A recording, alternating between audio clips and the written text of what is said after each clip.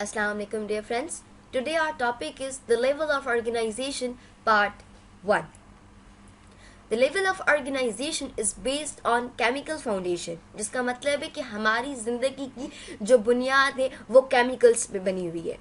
All the living organisms are made up of cells. जैसे कि आप पहले क्लासेस में पढ़ के आए होंगे कि हमारी जिंदगी का जो मेन बेस है उसे हम सेल कहते हैं and the protoplasm. Protoplasm cell का एक पार्ट है जो लिविंग पार्ट होता है सेल का. These levels are atomic level, molecular level, cellular level, taxonomical level, population level, community level, ecological system and the biosphere. The first is atomic level.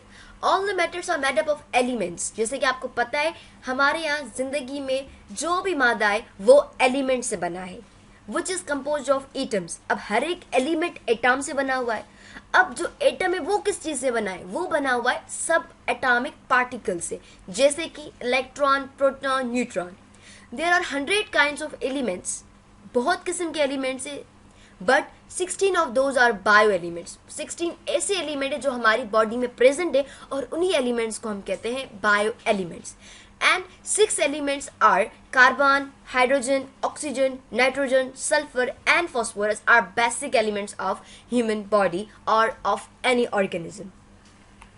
Number second is molecular level. Molecules are formed by binding of atoms. जब एक atom और दूसरा atom आपस में bind करते हैं, combine होते हैं, तो वो एक स्ट्रक्चर बनाते हैं जिसे हम कहते हैं मॉलिक्यूल. और वो मॉलिक्यूल्स को हम कहते हैं biomolecules. They are classified as micromolecules और macromolecules. Macromolecule क्या है? ये एक स्मॉल मॉलिक्यूल होता है, जैसे कि ग्लूकोज हो गया, फैटी एसिड्स हो गया. लेकिन मैक्रोमोलिक्यूल क्या है? It is the combination of units of micromolecules. Micromolecules की जो यूनिट्स है वो आपस में मिलकर एक बड़ा मॉलिक्यूल बनाते हैं जिसे हम कहते हैं मैक्रोमोलिक्यूल. अब ग्लूकोज हो गया माइक्रोमोलिक्यूल. अब उसका मैक्रोमोलिक्यूल कौन है? कार्बोहाइड्रेट. फैटी एसिड्स माइक्रोमोलिक्यूल है और उसका मैक्रोमोलिक्यूल हो गया lipids. Clear? Number third is cellular level.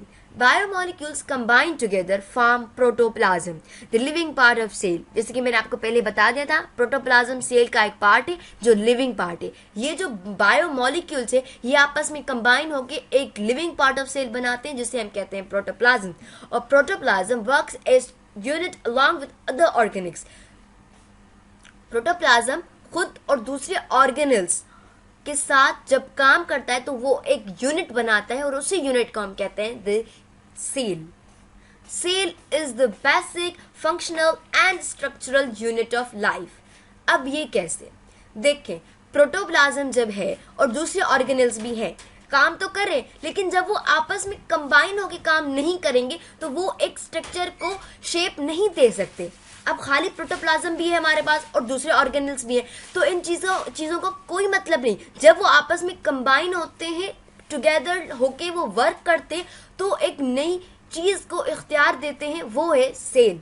इसीलिए हम सेल को कहते हैं कि हमारा बुनियादी फंक्शनल और स्ट्रक्चरल यूनिट जिंदगी का है. नाउ सेम सेल्स, जो सेम सेल्स है जिनकी शेप स्ट्रक्चर सेम है, वो आपस में कंबाइन होकर एक न्यू स्ट्रक्चर बनाते हैं जिसे हम कहते हैं टिश्यू. और different types of tissues work together. अब डिफरेंट टाइप्स की टिश्यूज आगे आपस में मिलके वो साथ काम करते हैं तो वो एक न्यू स्ट्रक्चर बनाते हैं जिसे हम कहते हैं ऑर्गन. ऑर्गन के आपके पास बहुत एग्जाम्पल है. हैंड है, लेग है, फुट है, कोई भी ऑर्गन ले लें.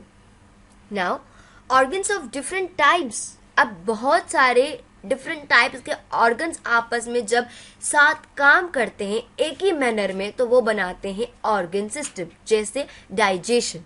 अब डाइजेशन कैसे? हमारा माउथ है, फिर माउथ के अंदर आप जाएंगे तो एक ट्यूब है जिसे हम कहते हैं फेरिंग्स. फेरिंग्स एक दूसरे ट्यूब को जनरेट करता है जिसे हम कहते हैं इसोफेगस. फिर वो स्टमक में जाता है, फिर वहां से इंटेस्टाइन में जाता है. ऐसे हमारी डाइजेशन होती है. अब ये क्या हो रहा है? ऑर्गन्स का एक दूसरे के साथ लिंक बन रहा है. सही है ना? तो ये लिंक बन के जब ऑर्गन साथ में काम करेंगे तो उस सिस्टम को हम कहेंगे organ system. Now, when different organ systems function in a coordination as a unit, अब बहुत सारे organ system हमारी body में है, वो जब साथ होंगे एक unit बनाएंगे, then they form a body. जब वो एक जिस्म बनाएंगे और उस जिस्म को हम कहेंगे organism. ऑर्गेनिज्म, जानदार कहेंगे हम उसे. Number 4 is taxonomical level. Group of similar organisms which can interbreed and produce fertile offspring called as species. अब सेम ऑर्गेनिज्म जो होंगे, जैसे कि ह्यूमन है, एक ह्यूमन है, दूसरा ह्यूमन है, तीसरा ह्यूमन है, ये आपस में मिला के एक ग्रुप बनाएंगे. किसका? ग्रुप ऑफ सिमिलर ऑर्गेनिजम्स, जो कि which can interbreed. इंटरब्रीड का मतलब है प्रोसेस ऑफ फॉर मीटिंग. अब मीटिंग क्या है? मीटिंग एक ऐसा प्रोसेस है जिसमें आपके पेरेंट्स आपस में मिलके औलाद प्रोड्यूस करते हैं. सही है. अब वो ऑर्गेनिज्म जो औलाद पैदा करने की सलाहियत रखते हो एंड प्रोड्यूस फर्टाइल ऑफस्प्रिंग, और सही औलाद पैदा करें, तो उस ग्रुप ऑफ ऑर्गेनिजम्स को हम कहेंगे species. It is the smallest unit of taxonomical level of organisation. Number 5 is population level.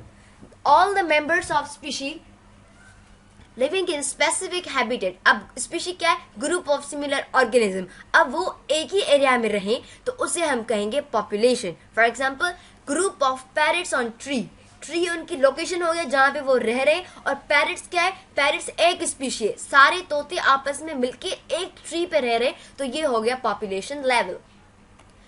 Number 6 is community level. Members of different species living in specific habitat called as community. अब क्या है? Different species, मतलब different जानदार एक ही area पे रहते हो तो उसे हम कहते हैं community. For example, birds on tree. अब बर्ड्स तो बहुत किस्म के होते हैं. सही है. तो अब डिफरेंट टाइप्स के बर्ड्स एक ट्री पे रह रहे हो तो ये होगी उनकी community. Number 7 is ecological system. Interaction between living and non-living factors called as ecosystem or ecological system.